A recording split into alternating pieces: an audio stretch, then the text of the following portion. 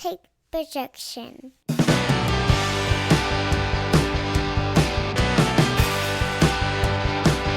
It's Wednesday morning, and you know what that means. It's time for another episode of the Alabama Slam podcast. I'm your host, Corey Hanna. What's going on, guys? It's Patrick Akers. And as usual, we have a ton of stuff to cover this week, so we might get in some quick hitters on some stuff, and we'll try to spend a little more time on the things that we've talked about a lot lately. But let's get right into SummerSlam first, because that'll be the biggest thing we talk about this week. So they started off hot with Ricochet and Logan Paul. Cheating ass Logan Paul wins using the brass knuckles. Good show, though. Good way to start the show. It was good. These two guys had really good chemistry. We bet on Brock Lesnar and Cody starting the show. Turns out we should have realized that Logan's brother Jake had a huge fight against Nate Diaz that day, and so that's why he started off the show. Yeah, man. I mean, Logan Paul is something else inside the ring. Like we talked about last week, the dude is a natural. He just gets wrestling. And I have to say, I've watched a lot of wrestling in my life. I don't know if I've seen a more convincing brass knuckle shot than the one Logan threw. Looked like he clocked him. Looked for real. And I was like, oh, damn. So that was a nice touch, believable. Like you said, he's the heel, so he cheats to win. You got to wonder if this is the end of Ricochet and Logan Paul, or where they stretch this thing going forward. It kind of makes me think that this isn't the end, just based off the finish of the match. Yeah. So it would be cool to see these guys, tangle inside the squared circle one more time. And Ricochet, it puts him in a big spot too, because a lot of people, if you were just a fan of Logan and not necessarily a wrestling fan, that's probably the first time you've seen Ricochet. And like we've talked about before, just the body control on that guy, the athleticism, the ability to do a 630. I mean, there aren't many people who can do that. Yeah. I didn't realize Ricochet is getting on up there a little bit in age. I thought he was still a young dude. Dude, you can find clips of him wrestling in PWG on the internet where he looks like a string bean at like 23 years old. Just no muscle whatsoever. And then you can also find videos of him doing a double moonsault, which is just... That's fucking insane. Wild. I mean, just wild. I think he was talking on an interview. He was like, I haven't pulled that out in a while, and I don't think I could do it now, because that's a special level of athleticism. Yeah. Double moonsault. Yeah. Yeah.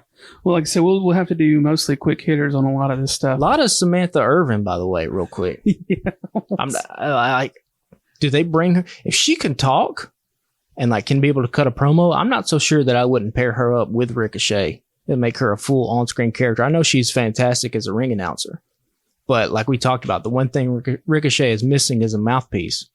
And if she has any kind of charisma and can cut a promo, I mean, them as a heel couple, I mean, that would work. Shot. It would give Ricochet something to do. Yeah, true. So this may be a hot take for some folks. Next up, Cody versus Brock. So my notes say mostly boring. Cody wins. Not sure how I feel about the handshake. I just felt like as long as this has played out for the last several months, I was honestly pretty bored the finish was fun. And at the time when I wrote not sure how I feel about the handshake, it's come out that was not part of the plan, right? Yeah. That was Brock just being like, fuck it. I'm going to show some respect, because he's apparently never done it. Yeah. In 20 years. Yeah. And I'm always a big fan of when somebody shows respect like that. It just seemed so weird, but maybe it seemed weird because they didn't plan it. Yeah. I mean, there you go. I mean, that's probably the right answer, right? It seems weird because it's not actually a part of the show. Yeah, because Cody I was like, I don't know. You could tell it in his face, right? Well, the last time he tried to shake Brock's hand, that's where Brock cold clocked him right in the damn face, at post WrestleMania. But yeah, I did like the moment at the end. I thought that was cool. Like I said, I didn't know if it was scripted or if it was, just off the cuff. And then, of course, Triple H, came out and said that it was just something Brock wanted to do in the press conference, which is cool. I mean, you think about it too, like you said, Brock has been in this business now for couple decades, and he's been a huge star, and he's been in the ring with guys like John Cena and Undertaker, and the dude that he decides to show respect for is Cody Rhodes. I mean, kind of a little bit giving him the stamp of approval, you know, because we all think that what lies in store next for Cody is a rematch against Roman Reigns at next year's WrestleMania. That's kind of what this feud was kind of for, really. Going back to the match, though, I mean, I get it. You want to showcase that Cody is the the unstoppable hero who will go to any kind of lengths, who can't be put down. Like you, though, I was just a little bit kind of bored by the match. But again, this is a critique that me personally, I've always had with WWE. And we'll talk about this when we talk about Roman and Jay. The matches always kind of just fall a little bit short. You know, it's a different style, really. It's a different genre of pro wrestling. Yeah, I was texting with my friend Eddie, and I was like, something felt off to me until we got to Finn versus Seth. I just felt like everything was a little flat. I mean, the Ricochet Logan Paul started out hot, but I felt like everything was just kind of middle of the road until we got later in the card. It's always weird, too, with those stadium shows to gauge how much crowd interaction there is because a lot of the sound escapes. I mean, the crowd did seem really hyped for Cody Rhodes' entrance the way that they always do. And they went fucking wild at the end of the Battle Royal. Yeah.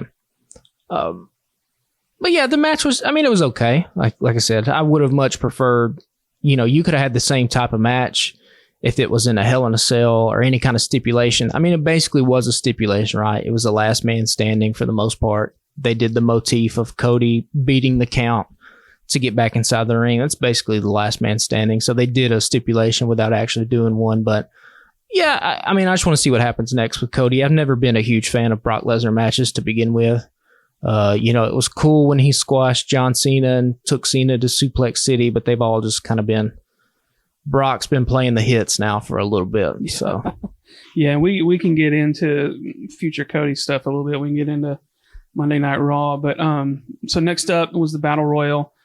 Just an excuse really to get LA Knight on the card, and it worked. I mean, crowd went wild, but there wasn't much else happening there, to be honest. Like I said, it just was kind of shoehorned in, and it felt that way to me.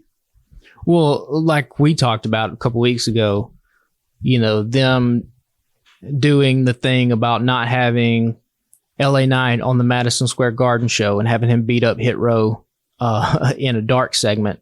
And we were like, oh, tinfoil hat, are they just using this to try to build a groundswell of momentum for our man LA Knight? It seems exactly what happened. Like, we got played. They played us because now not only did LA Knight win the Slim Jim sponsored Battle Royal, but I guess he's now also the face of Slim Jim, which is not a bad person to have. They ran the LA Knight Slim Jim commercial literally right after he won. Oh, you're right. Yeah. So, I mean, they clearly have had this set up for a while that they were going to do this, and they were just stringing us along this entire time. That's funny. It didn't even register with me. Because listen, if he gets the U.S. title spot in this match, well, then if Slim Jim's going to sponsor a battle royal, they really don't have a winner. You can't really have Omos. I guess you could have Omos win, but like, how would that be appealing to Slim Jim? Or you can say, hey, listen to the crowd reaction this guy's getting. He can win the battle royal, and we'll string some stuff along. And I mean, that U.S. title has to be in his sights sooner rather than later. Yeah. Which we'll flash forward to Monday Night Raw. He had a segment on Monday Night Raw, but yeah, when is that moment going to come where he gets a belt around his waist? I mean, they could possibly string this out all the way to WrestleMania. Have Austin Theory versus LA Knight at WrestleMania. It's a long way. I mean, a lot of these stories still have a long way to go to reach their conclusion. So, speaking of boring, Ronda versus Shayna ended the way we figured it would. But I checked out within about 30, 40 seconds of this match starting. Yeah. I'm not even going to put any blame on the women here. They were in a bad spot. Yeah. Just don't have them on this card. Now, one of the theories that I've read online is the reason they had it on the card is because potentially Ronda Rousey's deal was coming up or already up. And so you got to have her put over Shayna before she walks out the door and, just miss timing, I guess. But yeah, this thing was dead in the water. It never had a shot. I mean, first of all, they tried to spice it up, make it an MMA rules match. That's when they lost me, though, because I don't give a shit about MMA. Well, so there's that aspect that a lot of fans will have, but also like if you are an MMA fan out there, what they did Saturday night looks nothing like an actual MMA fight. We have now seen so much MMA, we know how that looks. And we know what punches look like when they're thrown at full speed. And we know how head kicks look. And we also know that in MMA, if you knock somebody down, you don't just walk away, which I kind of got lost in. Like, there were several moments where Ronda knocked Shayna down and the ref got involved and nobody pounced on top of anybody and tried to finish the fight. So, yeah, I mean, the two of them did as about as good of a job as you could ask for them, I guess. They just got a raw deal. I will say that it's cool now that Shayna has got her win over Ronda, what they do with her next. Yeah, they had her on Raw Monday night. Her eyes all fucked up. Well, I mean, yeah, even when you're sparring, I mean, you might catch a stray every now and then, you know what I mean? Catch one, but her face wasn't all bloodied up. It'll be interesting to see. Yeah, I don't know. And this is where it was weird for me. Was I was really looking forward to Drew McIntyre versus Gunther. And this one didn't do anything for me. And I hated it that it didn't do anything for me. Well, they were trying to live up to Gunther versus Sheamus, Clash of the Castle. They're trying to live up to their WrestleMania 3-way match that Gunther, Sheamus, and McIntyre had, which if I remember correctly, I think you and I both thought was really, really good. Mm-hmm. So, there's only so many times you can go back to the well and have stuff be fresh and be new. I will say, and we'll talk a little bit about this when we get to the main event between Roman and Jay, there's a big disparity in the way that the two biggest heels in WWE are being booked right now, where Roman Reigns, I can't even tell you the last time he won a match without having somebody interfere, which I'll leave it at that and we'll talk about that later. Meanwhile, Gunther is a heel. Drew McIntyre is a huge star in that company, and our man Gunther just beat him clean in the middle of the ring. I mean, again, when you talk about how champions are presented, at least in kayfabe, is there a better wrestler in WWE right now than Gunther? I mean, it's hard to argue. I mean, and you want to talk about prestige of the championship. Like, yeah, Roman has had it a very long time. But again, Gunther... He also doesn't wrestle anymore than maybe once every couple months at this point. And right? Gunther is on there pretty much every month defending that title in some capacity. Well, and he's on fucking Monday nights half the time, now. Yeah, and you want to talk about, how did Roman... Friday night. How did Roman beat Drew McIntyre? Well, that was Solo Sikoa's debut. How did Gunther beat Drew McIntyre? He straight up just lariated, gave him a lariat and powerbombed his ass in the middle of the ring. 1, 2, 3. Yeah. So, again, in kayfabe, there's certainly a guy in Gunther that is at the top of the food chain. My question would be, what do you do with Gunther now? Because he's going to break Honky Tonk Man's record. He's 3 months away, something like that. Yeah, I don't think he's that far away. Oh, is he not anymore? I don't think so. I was thinking it was closer to like a month and a half. Okay. I could be wrong. And we both could be wrong. My thinking is, do they do a Seth Rollins versus Gunther at WrestleMania for both straps? There's precedent for it. Not too many SummerSlams ago, they did Seth Rollins versus John Cena when Cena was the U.S. champ, and Seth Rollins had a little double champ run there for a little bit as a heel. And if you want to make Gunther a main event star, at this point, you can't convince me that anybody's going to beat him. Like, his downfall, similar to a Roman, has to come from within his own group. And I think I would just be wildly entertained by Seth Rollins versus Gunther at WrestleMania for both titles. And our man Gunther walk out of Philly with the World Heavyweight Championship and the Intercontinental Championship. Yeah. Could be. I We can touch on that when we touch on Monday Night Raw stuff. Yeah, I don't know. That's a good question. I mean, I hadn't really even considered that, so that's interesting. Let's go ahead and because I've got notes, a few more notes on the next 3 matches. Finn versus Seth. Priest interferes. Balor hits the pedigree but doesn't pin Seth. Rhea and Dom enter. Priest offers the briefcase to Balor for some reason? ? Balor hits the stomp with the coup de grace but doesn't get the pin. Seth stomps Finn onto the briefcase and then wins himself. So there's more tension there with Priest and Balor. There's even more tension on Monday Night Raw. Something's happening between them sooner rather than later, I feel like. Yeah, and you even heard during SummerSlam when Priest initially came out trying to give the briefcase to Finn, he was like, let's stick with the plan. So our complaint last time about them not having a plan, at least they put it out there that they've talked about it and discussed this in some kind of capacity, what they were going to do. Yeah, they even mentioned the quote unquote, the plan on Monday night that he didn't follow. So, really great match between Seth and Finn. Yeah. Just to kind of go back 7 years ago, it's going to be kind of a, as people talk about Finn Balor's career 10, 20 years from now, it's going to be interesting to play the game. What would have happened if he never got hurt at SummerSlam 7 years ago? Because, I mean, the dude was as hot as any babyface could be, really, with the Demon Finn. And then he gets hurt and, happens so many times, unfortunately, in wrestling, the moment can kind of just pass you by and it can kind of go to another person. And that's kind of what his heel turn was about, really. People kind of passing him by and the moment and all that sort of stuff. Kind of what Shinsuke just basically did the same shit last night. I mean, yeah, and you could that story is for a lot of guys. You can do that with a lot of different people. We'll see what happens with the Judgment Day. Obviously, Judgment Day can't lose both of these guys in their group. I think the more logical thing to do is to turn Finn babyface in some kind of capacity.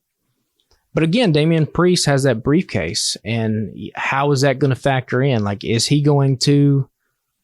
Will he steal the title from Seth Rollins? Will Finn Balor somehow cost Damian to have an unsuccessful cash-in? Because I don't really know if you want to take the belt off Seth at this point. And do you really want to put it on Damian? That's a good question. I was kind of thinking the other night, I was like, what if they just pull one on us and let Finn get this belt, and then that way there's 3 belts in Judgment Day, and then the dude with the case, right? Yeah.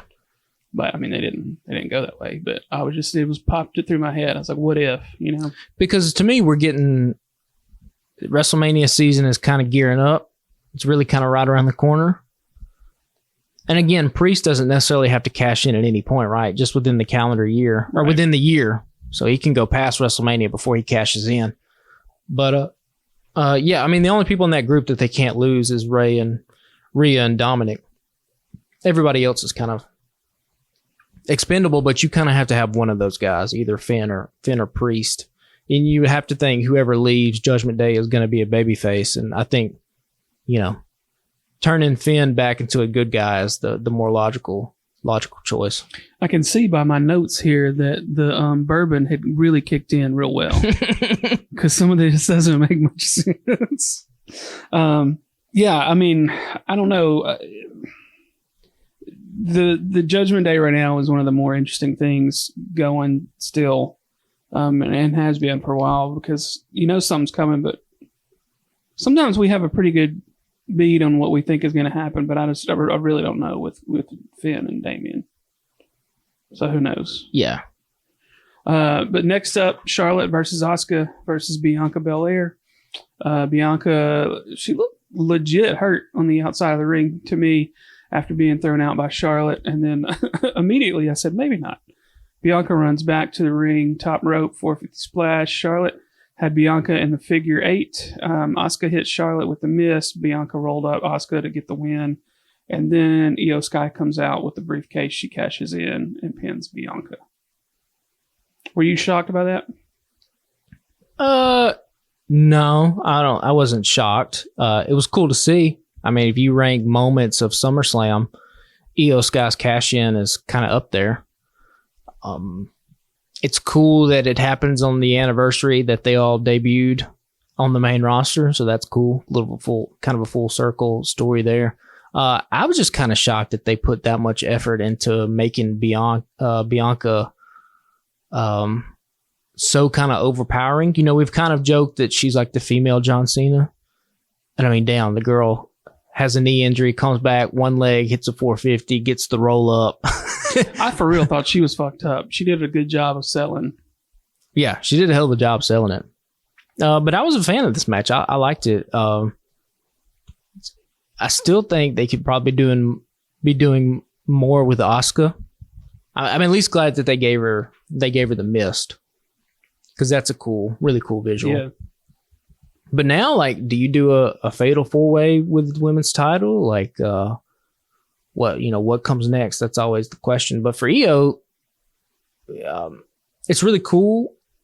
Now it's going to be, does she defend it against Bayley, or what happens when Dakota Guy comes back and is not injured? So, I don't know. Like I said, good wrestling match. I don't think it was as good as Finn and Seth, but this was also one of the 4 main events of SummerSlam, which, if I'm just picking nits here, listen, there's only one main event, okay? And it's the thing that goes on last. That's how main event has always been defined, literally in anything. It's what goes on last. I don't care. You can say you have 4 main events. You don't. You got one. Yeah, because that was the first I heard of it. It's like the show was starting. They're like, one of 4 main events. I was like, what the fuck is it? Where did that come from? Yeah, you don't. The main event is the thing that goes on last. Yeah, main event start about 10:15, probably 10:30. Yeah. I was like, that's the main event. Yeah, I didn't know where that came from. There are little things like that in wrestling that annoy me. There's the main event thing, and then there's also the belt versus title. And I know we're getting in the weeds here, but like, the physical thing that wrestlers come out with is a belt. Okay, it is not a title. The belt is symbolic of the title that you have as champion. But the thing you're holding is a belt. Okay? You are trying to go after the belt. Anyway, that's a weird little nuance thing. But yeah. But Vince never liked the term belts. It's like, God damn it, it's not a belt. Well, it's a title. Well, no, it actually is a belt. It's a belt. Yeah.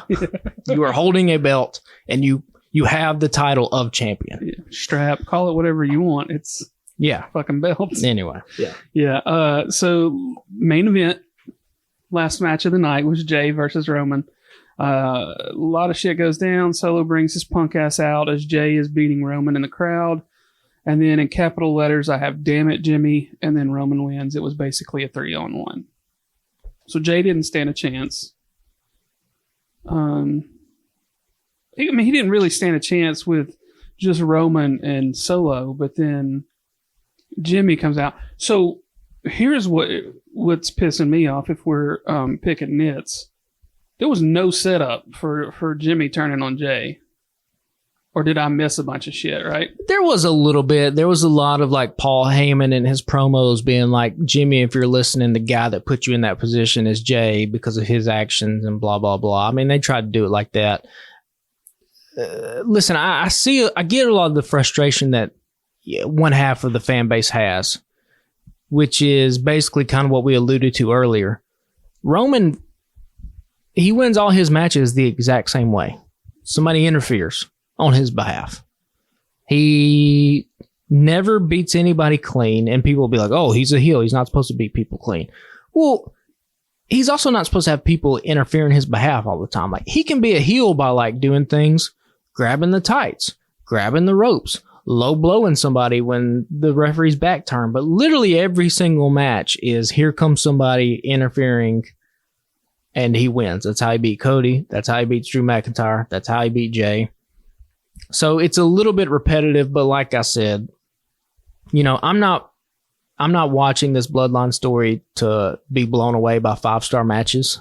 Right. I'm watching it to be blown away. See what happens in the last 4 minutes of the match. Yeah, I'm watching it to be blown away by the storytelling and these guys' acting ability and their chemistry they have all together. So, I mean, that's really what the meat of this thing is here. It looks as if they are gearing up to do a fatal 4-way at Survivor Series, like we kind of talked about. Because even though Jimmy super kicked Jay, he never looked at Roman. And Roman was completely confused, had no idea Jimmy was going to show up. And then Solo, of course, is the unhinged kind of guy. Him and Roman had that stare down at SummerSlam. So it's gearing up to do a little 4-way dance here to see who can really call themselves the tribal chief and the undisputed universal champion. Another nit that I had, wasn't it explicitly mentioned that tribal combat was supposed to be one-on-one and nobody else was supposed to interfere? Yeah, I saw something about that too. Somebody else was like, they just basically ignored the rules of tribal combat.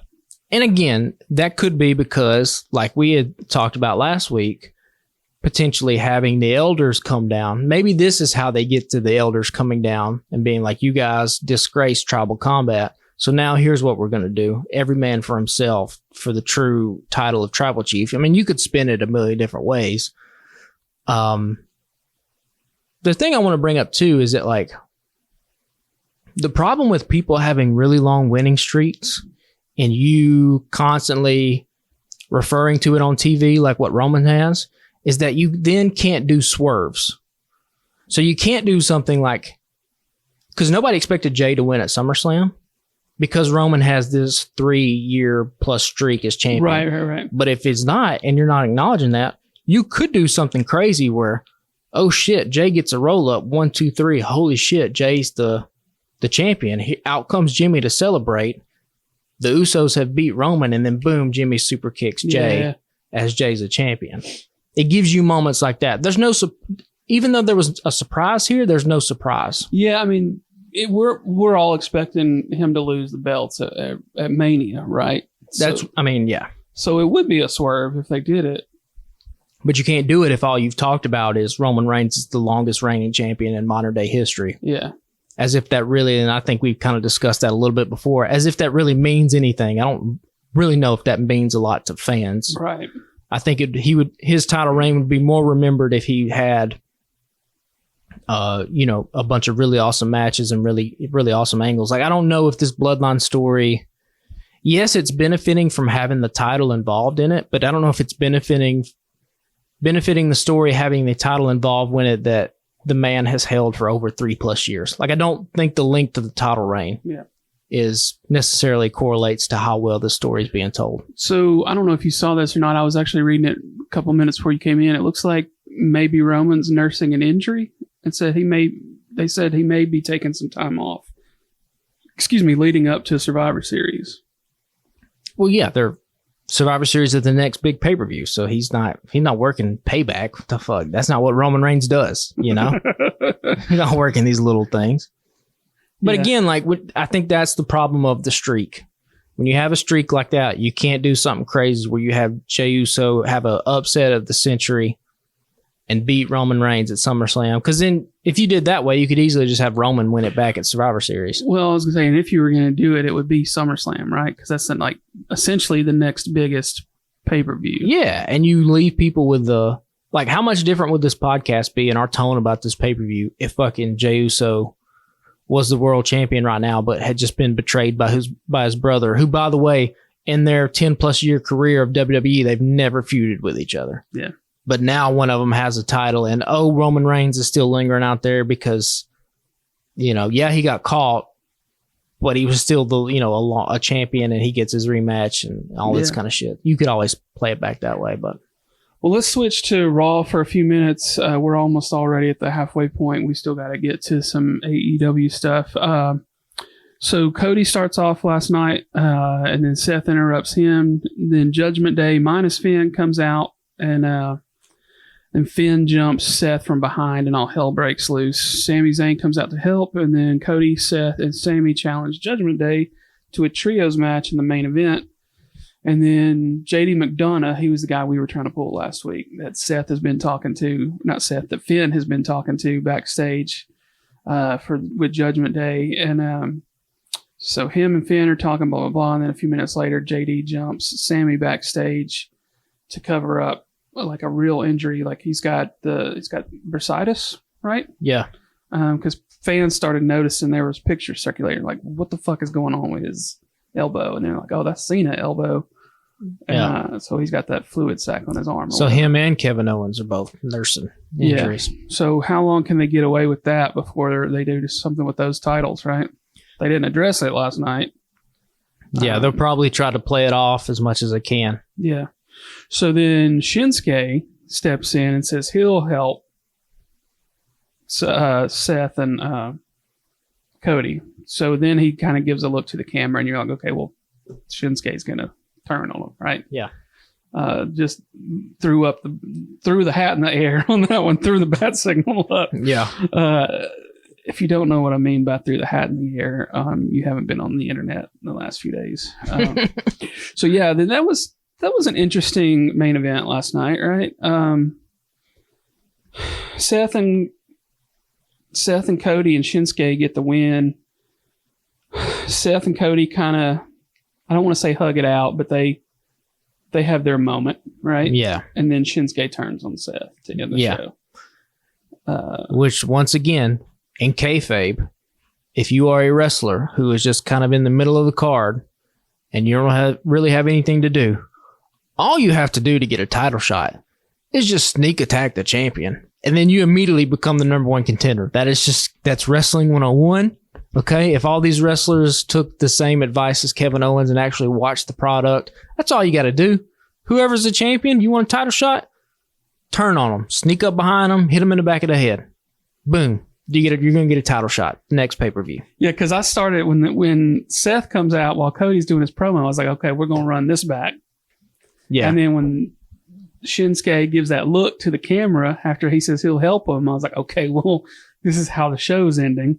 And then that's how the show ended. I was like, okay, so we're going to run Shinsuke versus Seth. And then we got to figure out something else for Cody coming up, right? Yeah, which again, that's a big question for Cody. What does he do now until presumably Royal Rumble? I mean, we kind of predicted everything would kick back up between him and Roman. What if we're all wrong and they have no plans to do Cody versus Roman 2 at WrestleMania next year? It'd be wild to me if we didn't get there. You know, all signs are pointing to that. Yeah, I don't know, man. I mean, you don't give a dude a fucking 2-hour documentary on the Peacock if you don't have plans to make him the next dude who's going to lead the company. Yeah, if he ain't the guy. Yeah. So, but I like Seth Rollins and Shinsuke will be good. Just in-ring wise, it would have been better if it happened a decade ago. You know, Shinsuke's up there in age, but should still be entertaining. Yeah. We touched on more tension with the Judgment Day backstage. The only other thing I have from last night of note, Chad Gable wins the 4-way versus Ciampa, Ricochet, and Matt Riddle. So he gets a shot at Gunther. Which we all saw coming. Yeah. Should be a really good match. Crowd was nuts for Gable in his home state last night. He got the victory lap with his son. That was cute. Yeah, that's cool. But yeah, man, they were loving some Gable last night. And that was a fun match, just for what it's worth. I mean, Gable showed out in the Battle Royal at SummerSlam. We talked about LA Knight, but he was one of the highlights too. Yeah. Rolling around, giving people Germans, and the crowd was into him too. Like he's got a little momentum building here. Yeah. So last thing, The Miz was in the ring yelling about everybody paying attention to LA Knight. So of course, LA Knight's music pops. He walks out, crowd's fucking nuts. And then looks like they're going to have a match with The Miz and LA Knight soon. Did you see that? I didn't see it. Okay, I read the result. I didn't know if you saw it. Yeah, it was good. Good stuff. Knight did kind of fumble part of it, which was probably one of the better lines, and he had to like circle back and catch it, and you could tell he was kind of like laughing at himself. But yeah, man, still just over as hell. And on the one hand, it'll be good for him to be featured up with somebody like The Miz, who he touted as like, dude that's won all these championships twice over. Yeah. But at the same time, Miz hasn't won a match. He's won one match this year, right? Yeah. So it's like they put him in this feud with the dude that hasn't won in months. Well, he's won one match in all these months. Yeah. I mean, like, what does that do for our mans? Well, we got to give our man something to do while we bide time. And The Miz is the perfect kind of dude that he can feud with right now because Miz doesn't need a win. So our guy LA Knight can beat him. And circling back around to The Miz. They can just cut promos on each other. And cut promos. It'll be entertaining as hell. Here's a team up I didn't know that I needed. The Miz and Grayson Waller as a tag team just makes way too much sense to not do. Their little moment that they had at SummerSlam where they hit the double team move and then just kind of looked at each other. I was like, oh, okay. Yeah, that's a perfect tag team. That's perfect for Grayson Waller. You think they're setting something up? I mean, it's too obvious. It's too right there for you not to be, you know? So I don't know where they do that. I don't know if they do that. I don't know if that was just a fun little like, hey, the Miz has been one of our top heels for a long time, and here's a young dude who kind of has the same sort of shtick, and, you know, we're going to recreate a little bit of the Spider-Man meme of everybody pointing at each other because they're kind of carbon copies of each other.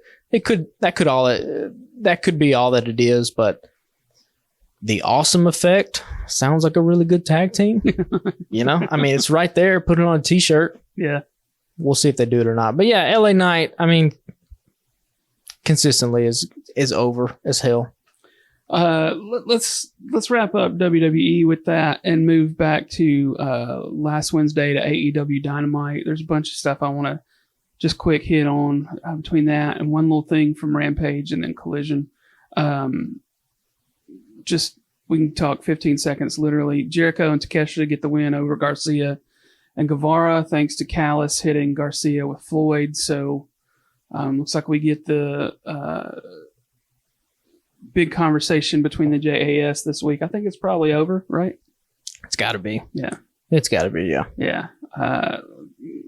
They had a run. Yeah. I mean, it's been fine. They had some moments, you know. But I think at this point, we're all ready for Daniel Garcia to do his own thing. And I've come around to Sammy Guevara a little more since All Access. Like, just let them be free. Right. If anything that we got out of the JAS is the best thing is Danny Garcia, the sports entertainer. Yeah. His fucking hip thrust that he did Wednesday night and then stepped over Jericho and continued to do it. I mean, my God, how fantastic is that? Again, we talk about it all the time. It's such a stupid, simple thing. But in wrestling, if you treat stupid, simple things really, really seriously, they get over.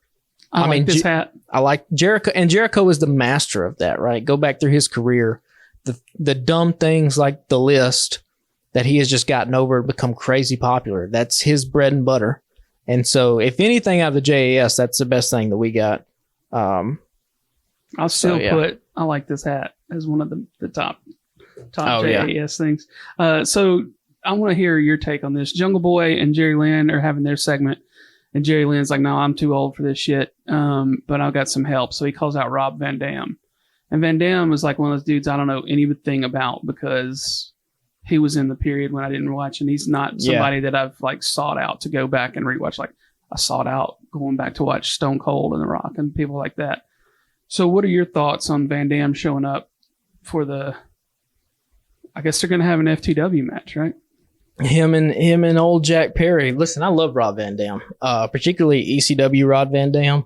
If you have never watched those RVD Jerry Lynn matches from the mid-90s, I can't remember exactly when the year was. I mean, talk about two dudes who were blazing a trail for modern-day wrestling and in the modern-day wrestling style. RVD still looks like he's in great shape, which is wild. He's got to be in his 50s. But I guess that's what, stretching and smoking weed will do for you, having no stress. RVD is also a guy who probably shouldn't have been as big a star in WWE as what he was.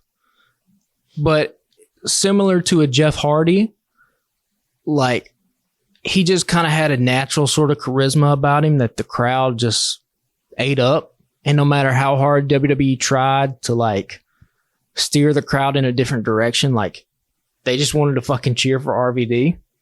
And of course, if you ask my opinion, what's the greatest WWE pay-per-view of the last 20 years, the ECW One Night Stand is right up there for me. And of course, that was headlined by RVD versus John Cena. And RVD comes out the winner as the WWE champion at that point. So yeah, I'm a big RVD fan. If he can still go in the ring, a fifth of what he used to be able to do, he's still going to be pretty damn good. And for Jack Perry, it gives him a moment, right? I mean, this is similar to a little bit like when Randy Orton was doing the Legend Killer bit, where like you bring some of these guys in, and you see if you let Jack Perry get a win over these dudes, and you see if you can't make some kind of heel here. The problem is that Jack Perry has very little of the natural talent that Randy Orton has. I mean, Randy Orton is one of the greatest prospects in wrestling history. Just a dude who was going to be a superstar from day one. You could just tell. And I still don't know if Jack Perry is going to be there. Again, we talk about the biggest character trait that any wrestler can have is believability. And he still just feels like a dude to me who's playing a tough guy. Yeah. And does not feel natural whatsoever. I don't think this is who he is. Yeah. I mean, if he's meant for anything, he's meant to be a face. Like, he just doesn't pull off the asshole heel. Yeah, he's got to find something inside of him that he can pull out and use for this Jack Perry character. The music is getting over with me. I love the classical music. I think that's a really nice touch. Yeah. I mean, you have so much like rock music and dance music, EDM type stuff. To have a classical immediately just sets you apart. But the problem is like there's not a lot past that. Yeah. So we'll see. And of course, Hook is probably going to play into this story at some point. You have to think he returns. True. So next up, we don't really have to say anything about it. I just, for the fact of how entertaining it was, the Anything Goes match with Trent, Mox, and Penta, and then capital letters, I have pure entertainment.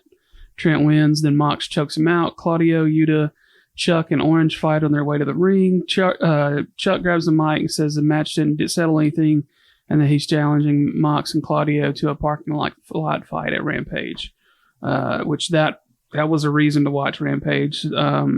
Best friends versus Mox and Claudio parking lot fight was fun as hell. Yeah, I mean, I really have nothing more to say than that was fucking pure entertainment. And just give me shit like that sometimes on a Wednesday. It doesn't have to be a story or all the time to satisfy me. Just give me some entertainment, right? And again, your mileage is going to vary on that as a wrestling fan, whether you want to lean more heavily into the stories and be invested in the characters, or whether you just want to see the in-ring action and see, wild and crazy car crash type of action. But again, it's smart for AEW to try to counter program what WWE is doing. Like, you will not see anything like this on WWE.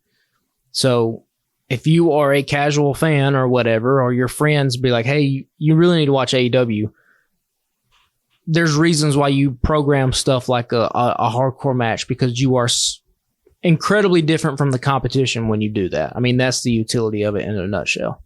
Yeah. So next up on the list is the MJF promo. He calls MJ out to the ring, and Adam says that he's proud of Max, etc., etc. And the crowd's chanting, "He's our scumbag, he's our scumbag." And they've already got a shirt. Do they really? They got one, yeah. And then, so I guess the big news here is that MJF tells Cole that he's going to get his rematch. And this was the first announcement for All In. So they come with the main event as the first announcement. Which is not a bad way. We talked about, where does Adam Cole stab MJF in the back? I talked about that big time moments need big time venues, and we theorize MJF and Punk it All In, but now they're going to do Adam Cole and Max. And listen, at this point, we are all anticipating that MJF is going to be a babyface and Adam Cole is going to turn on him. I think all the fan base now, the entire wrestling community has now accepted that as fact. That's what's going to happen. If you're AEW, don't try to get too cute with this. Yeah. Okay? Don't try to swerve and really have it fucking be Max that turns on Adam Cole. All your fan base has wanted to do for the past 18 months is find a reason to fucking cheer for Maxwell Jacob Friedman. Just give us this. Just let us do it.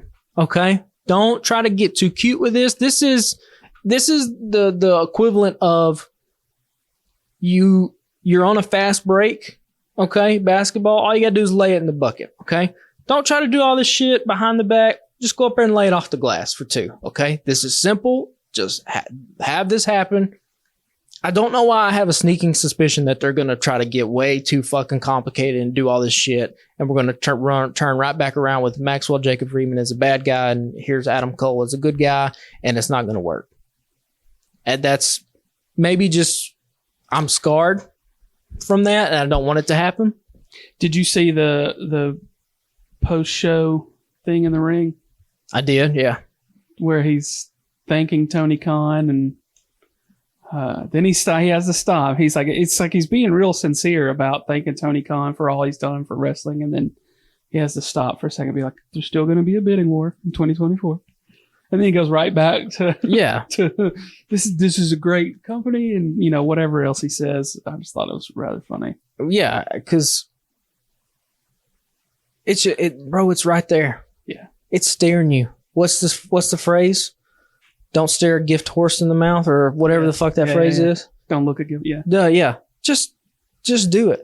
So if I have the pencil now, what I would do, you got MJF and Adam Cole at All In. MJF beats Adam Cole. They do the classic little hug, handshake. Everybody goes out of All In. Good vibes to close your biggest show ever. You're probably going to do CM Punk and MJF the next week at All Out because it's in Chicago. And that's where you have Adam Cole turn on MJF in front of a crowd, which if you remember last time, MJF was in All Out as the Devil, where he returned. CM Punk standing in the middle of the ring with the championship, and the whole thing that the crowd wants to chant is MJF. So if there's any crowd to turn MJF in front of, it's the smarky type of crowd of Chicago. So, I mean, that's just what they have to do. This dude has to remain a good guy in the face of the company. There is no other way that you can book this and have it be satisfactory. Yeah. You're going to piss people off if you get too cute with this. Don't get too cute. Keep it simple, stupid. Kiss. That's all it is. If you got that on a whiteboard, write that bitch at the very top. Keep it simple, stupid. MJF's a babyface. Let's go forward with that. You heard it here on the Alabama Slam podcast. So then AR Fox and Swerve attack Nick Wayne at his home gym. Swerve and Fox call Darby Allin and tell him why Fox turned heel on him. Interesting to get something like this. This was one of those, we've talked about little segments that aren't backstage or whatever. That doesn't have an interviewer tied to him. Yeah. It was good stuff. Wayne just got the fuck beat out of him. Yeah. They could take their time and do that and make it look real with the blood and everything, because he was fucking bleeding all over. I mean, it made Mogul Embassy look incredibly dangerous. And like we talked about, Swerve Strickland. I mean, the dude is oozing charisma and just looks so natural in his ability to be really just kind of a dangerous, diabolical heel. I mean, he fit that part so perfectly. You can really tell that Tony Khan probably has an aversion to like invisible camera segments, because every time they have one of these, there's always the gimmick of they reference who's behind the camera. Mm-hmm. So in this time it was Prince Nana. And again, if you're gonna portray your product as more realistic, I guess it makes sense. But that always gets a kick out of me. Like the young Bucks had one, and like Brandon Cutler, like everybody has a guy behind the camera, because that's the only way we can do these things and make it palpable to old TK. Yeah. But no, I thought this was absolutely fantastic. I would do more of this, and this is a great spot for AR Fox too. He looked convincing in this as well. Yeah, for sure. And then lastly, Sheeta gets the title over Tony Storm. I didn't necessarily say that I could see this one coming. What did you think? No, I didn't see it coming. Again, it was a nice little surprise. I mean, like we talked about, the women's division needs work. We both don't think it's due to lack of talent that AEW has. I mean, AEW has a talented women's locker room. It's just that right now it's unfortunate timing. Jamie Hayter is hurt. Saraya is hurt. So a lot of these women who you would kind of rely on are kind of not there. Adding even more fuel to the fire this week. I know you didn't probably see any of this, but Lufisto, the 20-plus year independent wrestler, she tweeted off a bunch of shit about how toxic the AEW women's locker room was. It I was saw some of those. Yeah. It was so bad that MJF had to break character on Twitter, which he never does, to be like, hey, you don't listen to these people. We have a great women's locker room, which is, I guess now he's not breaking character because he's essentially a good guy, but like, so it's just one fire after the other when it comes to the women's division in AEW. But maybe with Sheeta now having the title, this is kind of a reset. It's a new start. I feel like, though, we say that every time there's a new women's champion. We talk about refreshing and restarting. It seems, Well, it'd be good for Sheeta because when she was a champ before, she was a champ to empty arenas or empty Jacksonville Arena. You know, Daly's place. Yeah. So yeah, I think that'd be good for her. Get some good. I mean, it was TV time before, but she gets the crowd reactions. She gets the crowd reaction now, and you have time now to build her up as a babyface champion. It just kind of sucks because we're so close to All In. And it kind of makes me think that them pulling the trigger on Sheeta probably means that Jamie Hayter's not going to be back in enough time. I read the other day that Hayter's out for a hot minute. Yeah. So, they were probably holding out hope that she would be ready to go by August 27th because Hayter versus Tony Storm in Hayter's backyard is too good of a moment to pass up. Yeah. But, if you get word from, her and the medical team, hey, she's not ready yet, then, it makes sense. Go ahead and pull the trigger on this. Let's try to build Sheeta up to have a match here in a month and see if we can't elevate the women's title to a place where at least people are interested to see what happens next. Yeah. Well, let's switch gears to Collision. I didn't have this on my notes, but I have to call it out. I texted you and said that I blurt laughed at a certain point. Did you? I missed it. Yeah. So did you see any of Collision? I watched the FTR match at the beginning. That was it. So, they didn't have, there were a couple things that popped up that they didn't have announced. Like they didn't have Jay White announced like on the card or whatever. Cause on our TikTok Saturday, I posted the Juice Robinson thing and I was like, looks like we won't get to see our man on TV tonight. Cause he's not on the card, which I thought was a little unusual, but then they had Jay White, right? So of course, even with Jay White being there, Juice had the cardboard. You got to. Right. And so, at the end of the match, the Guns are out there, Jay and Juice, and Jay goes over to the announce table to do the Guns up, and then you just see the cardboard hand go into frame into the huddle with the rest of it. That's fantastic. I laughed my ass off at that. That was so fucking funny. They kind of have a little bit of conundrum here when it comes to the trios because, or the factions, I guess I should say. House of Black, even though they're presented as heels, massively over with the fans, right? Everyone thinks House of Black is badass and cheers them. Mm-hmm. Same way with Bullet Club Gold. It's not going to take too long for these dudes to start getting massive cheers just for being highly entertaining. And then Andrade, when he gets his old squad back, they're going to be over as hell. People are going to love them. So I don't really know. It's a good problem to have, I guess, that you have so many talented factions that people want to just naturally cheer, especially an AEW crowd because they're just so good at professional wrestling. Right. But it's going to be interesting to see how they book these things. And maybe you don't care. Maybe you go, fuck it. Who gives a shit if House of Black and Bullet Club Gold are both over? Throw them together and split the crowd. It doesn't really matter. AEW's kind of done that quite a bit where they don't really care about the face heel dynamic all that much. But yeah, Bullet Club Gold, man. Fucking Jay White special. Juice is entertaining as hell. And the Guns are the perfect young upstart tag team to have fit in this faction. It makes way too much sense. That's really smart of them to pair them up. The Guns did commentary. They brought their own, come walking down with their own damn commentary mics and headphones. Apparently, and I saw this later, it was I guess a pre-record that they put on social later, but Jay White gave them. I did see that. Jay and Juice gave them. I did see that. So real quick too, Big Bill and Brian Cage versus FTR was a really, really fun match. I didn't think it was going to be. I had very low expectations.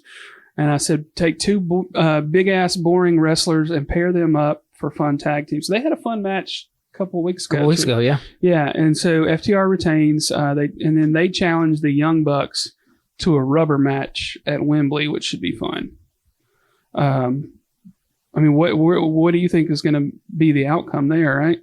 Bro, I don't even know. I don't even know. Like, because you have to ask how much of the supposed FTR Young Bucks animosity was all just to work, to keep the crowd going, or how much do these two tag teams actually really not like each other? And if that's the case, now you put them in together and you got to figure out who's going to win.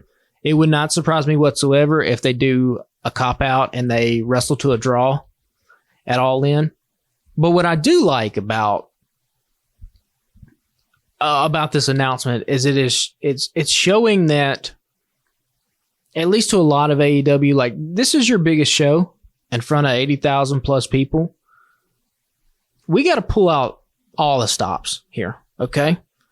And it gives me just a little bit of hope, just a little bit. And I don't know. And this is me dreaming. What, that if they can work it out, if fucking FTR and the Bucks can do it. Yeah. Bro, you got to run CM Punk versus Kenny Omega at fucking All In. That's the only way you can do it. Because right now,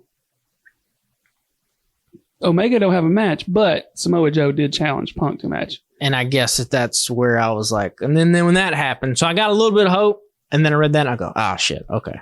Maybe we're holding off on it. You are right. If they're going to do it, Wembley's the time. You don't turn around and do it in Chicago the next week. Listen, I've seen Samoa Joe and CM Punk. If I want to see the best version of their matches, it's on the fucking Ring of Honor network. I can watch it. I paid $10 for it. Okay. They had 3 amazing matches. I can go. They're not going to top that. Doesn't matter what. They will not top it. Okay. If the fucking Bucks and FTR can give me a swerve, fucking Samoa Joe, somebody, like we talked about, somebody just, if you want to be a champion, just hit the champion in the head and you get the fucking title shot. Have that happen in Ring of Honor. Somebody comes up, a stupid motherfucker, but have somebody come up and just hit Samoa Joe in the back and be like, I want to be the Ring of Honor television champion. I want to do it All In. And then just give me CM Punk and Kenny Omega. I'll tell you who. I couldn't tell you half of the Ring of Honor roster right now. But somebody I'd like to see on TV more is Dalton Castle. Oh, I do like him quite a bit. Yeah. Well, what I've seen of him when he's been on AEW and some of the social media stuff I've seen, like, put this dude on TV. Yeah, he should be somewhere. You got 4 hours of programming. He should be on there somewhere. Yeah. Again, Ring of Honor should just be used for guys who are up and coming, and like Action Andretti should be in Ring of Honor. Lee Shoddy Johnson should be in Ring of Honor. I shouldn't be seeing them in a trios match in Collision. Didn't they wrestle in Collision this week? Yeah, they put him with Darius Martin. Yeah, listen, all those guys are talented, but they're young. They should be in Ring of Honor and still have a little bit more polish on them. I don't need to see them on that. But anyway, yeah, I got really hopeful when, because like I told you before we started recording, there was just way too much wrestling this week. I couldn't watch everything. So it took me, between the Cody Rhodes documentary and SummerSlam, fucking that took 2 days. I watched Collision on Sunday, and we were going to watch the Cody documentary Sunday afternoon, but the fucking power went out for like 5 or 6 hours over here. Oh, shit. Okay, yeah. So before we wrap up, remind me, because I want to just hit on the Cody doc just briefly. But so I couldn't watch Collision live, but I did watch the FTR match. And when they announced Young Bucks, I was like, oh shit, are they gonna do? And then of course I read Samoa Joe challenged CM Punk, and I was like, all right, well, Punk didn't accept it. He could come out and be like, hey, we've done that. We did this shit 2 weeks ago. Yeah, I'm not trying to and we did it 15 years ago or however long it was. Yeah. Punk's gonna punk, right? It probably won't happen. So last match, Punk versus Starks. Punk wins after Steamboat catches Starks trying to cheat, and as Punk was trying to exit the ring, Starks pushed Steamboat into Punk and then took Steamboat's belt off of him and beat him with it. So then Punk chases Starks out of the ring. Kind of figured Punk would get the win, right? Since he was the one that had the stipulation about Ricky. Yeah. Steamboat being there. Yeah. Good match. I don't think we need to see Punk and Starks anymore. I don't think we need to see Starks as a heel, but it seems like that ship has sailed. So yeah, there's nothing more heelish than you can do than beat up fucking Ricky the Dragon Steamboat. That's about as heel thing as you can do in wrestling. Yeah. just kind of unfortunate because I think he has a lot of potential as a babyface. The crowd was behind him, and for whatever reason, well, I say for whatever reason, a lot of the dudes in AEW have had this problem where they've had some momentum, and the booking and creative just can't keep up with them, and they end up just kind of floundering around for a little bit. So yeah, it looks like what's happened with Ricky here. We'll see what he goes going forward, but yeah, I would love to be a fly on the wall to fucking hear why we wanted to turn Ricky Starks heel. I don't know. That would just be like, hey, do we want to do this? No, that's a stupid idea. Why would we do that? It's dumb. I would like to see how the voting went in that. I'm sure they didn't vote. I'm sure it was just like, hey, we're gonna make Starks heel. Yeah. So dumb idea, but anyway, I hope it wasn't his idea because it's fucking dumb idea. Whoever it was. Yeah, I mean, you have sometimes, I guess, as a creative and probably as a booker, you got to ask yourself, like, am I just doing this to just like because I don't have anything else for the guy to do, and so fuck it, turn him heel. But like, why would you do that with Ricky Starks, who every time he goes out there, the fans are incredibly behind him? And he even if you go back to his short feud with MJF and his promo, he said, the difference between me and you is when the fans got behind me, I gave them a reason to keep cheering. Yeah, we've had heel Ricky before. Yeah. And the reason he turned babyface was because fucking heel Ricky was awesome and people started cheering him again. Yeah. So I don't know. It's whatever. Stupid. Yeah. So give me what you can without ruining. I mean, we all know the story, I guess. Oh, the Cody doc? Yeah, the Cody doc. Okay. So I teared up probably, I don't know, 15 times during this thing. I'm laughing like I'm probably not going to do the same shit. You will. You 100% will. When he started talking about dads and sons, bro, fathers and sons is such an easy topic to make any grown man cry. Like, especially when you're alone and nobody's watching you, you'll just fucking tear up. And if you say, "Oh, that's not me," yes, it is. Quit lying to yourself. You will do that. Yeah, I don't take much. I thought he came off completely genuine. He came off as likable as hell. I can see why a guy like Brock Lesnar would give the dude the honor after a match of going off script and raising the dude's hand and give him a hug and being like, "This is the dude," because he is. He seems like the most well-liked person in wrestling today. The thing that I thought was interesting, and it's not a crazy spoiler, but like, he had that moment in the trailer where he's like, "I don't want any of this editing." That was about his AEW exit. I think you had mentioned it. Yeah. The thing I found interesting, and the reason I picked up on it is because Cody seems like a guy who is very careful with his words. And he said, "I won't tell you, and I can't tell you why I left AEW. But it wasn't about the money, and it wasn't about the talent. It was personal." Which makes me think, the only person he could be talking about in that scenario, because we know it's not the Young Bucks and we know it's not Kenny, because after he won the Royal Rumble, he did the Too Sweet in the Gun, which is a reference to those guys. He said multiple times he's talked to those guys every single week. His issue had to be with Tony Khan. Yeah, probably right. It had to be. I don't know what it was. I've seen him say too, though, and I think it was in reference to this with him leaving, was that he was like, I felt like I was at a point where I could go back and do the one thing that I still hadn't done, right? Was to get the WWE World Championship. Listen, don't want to call the dude a liar. Okay? But that sounds like a very convenient thing to say now that you're back in WWE. Like, if you would have asked him in the midst of his decision to leave AEW, I don't think that would have come up, because I think that's a story you tell yourself after you make the decision. Yeah. I think, remember, this was a dude who, while the Young Bucks and Kenny Omega were just like, "Hey, we just want to be an alternative," Cody was the one that was taking fucking sledgehammers and smashing thrones, okay? He was the one that was firing direct shots at the competition. My first, I had seen a little bit of Cody going back and watching some WWE stuff when I first got the WWE app before it was even on Peacock, right? Yeah. I went back because I watched Arrow when Arrow was out and Stephen Amell was on it, right? So I knew, I remember reading stories like Stephen Amell is wrestling some dude named Stardust on WWE. Yeah. So I went and watched a few of those, right? So that's what I knew of Cody Rhodes.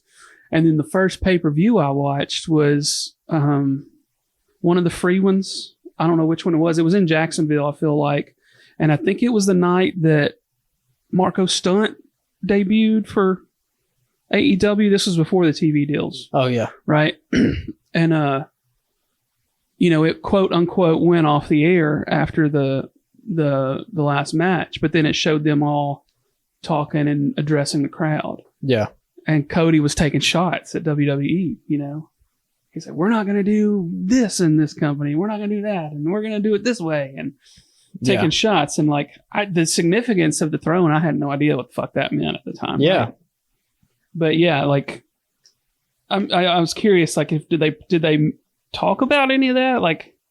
He references a little bit in the doc, when you do things and then how gracious it is to WWE kind of accept you back after you're the ones that kind of pop shots off. But the reason I say it had to have been with Tony Khan is because then Randy, his wife, either has a soundbite before that thing that Cody talked about or afterwards where she was like, hey, he was working without any contract.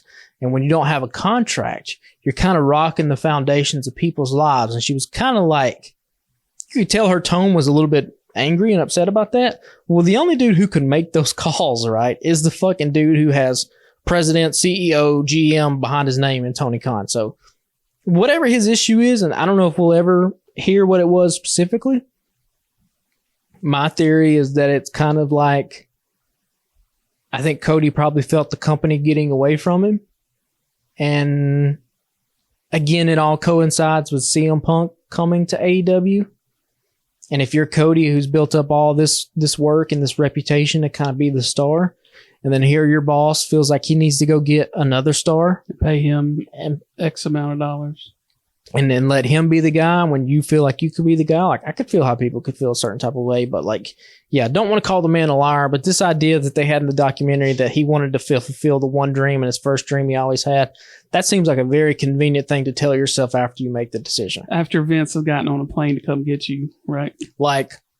I think if you go back to 2019 and you ask that Cody Rhodes, what would you rather do? Would you rather be the champion for a company that does better in the ratings than WWE, and you kind of make WWE the second class product, the people who thought that you didn't have anything to offer them as a superstar, or would you rather go be the WWE champion?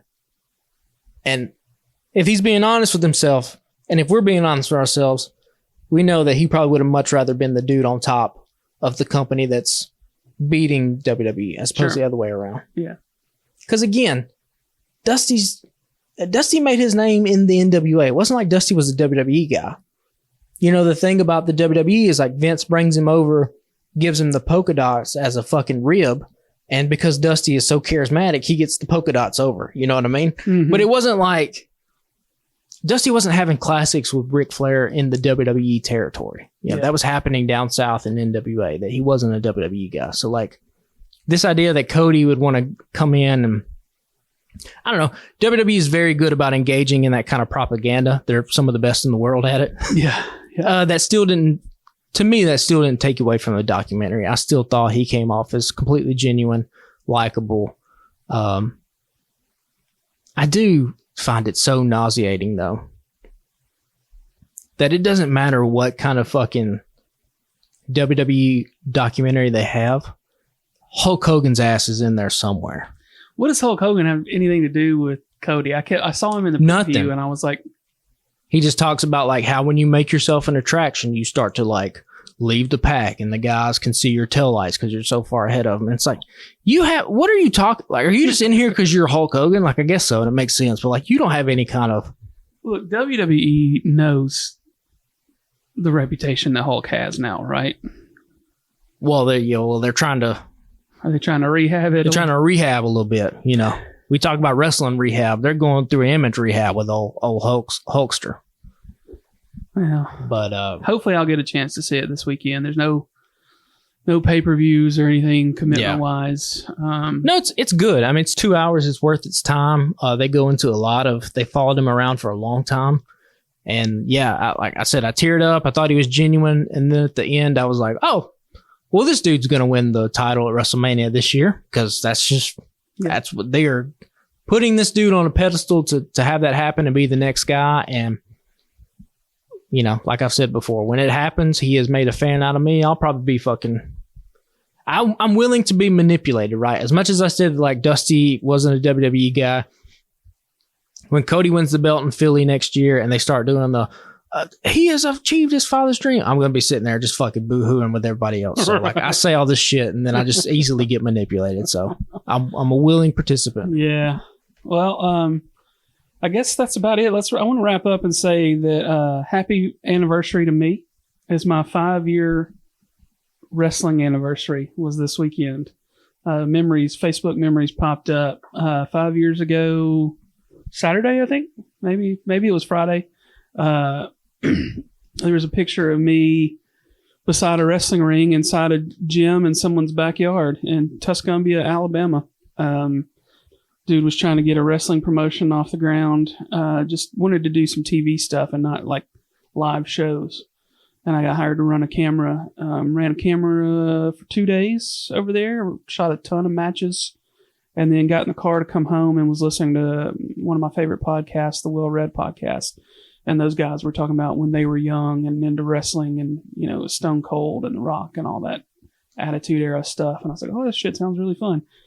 And so I looked up a couple of matches. The first one I watched was on YouTube. It was a Ric Flair versus Ricky the Dragon Steamboat match. And what's crazy, so that's your first experience with wrestling ever, 5 years ago? No. Oh, okay. Like, I watched it when as I was a kid. Okay. I'm about to say, you're from the South. There's no way you escaped childhood without watching pro wrestling. Yeah. So we've talked about this, being like in the Hulk and Ultimate Warrior and stuff. And Iron Sheik.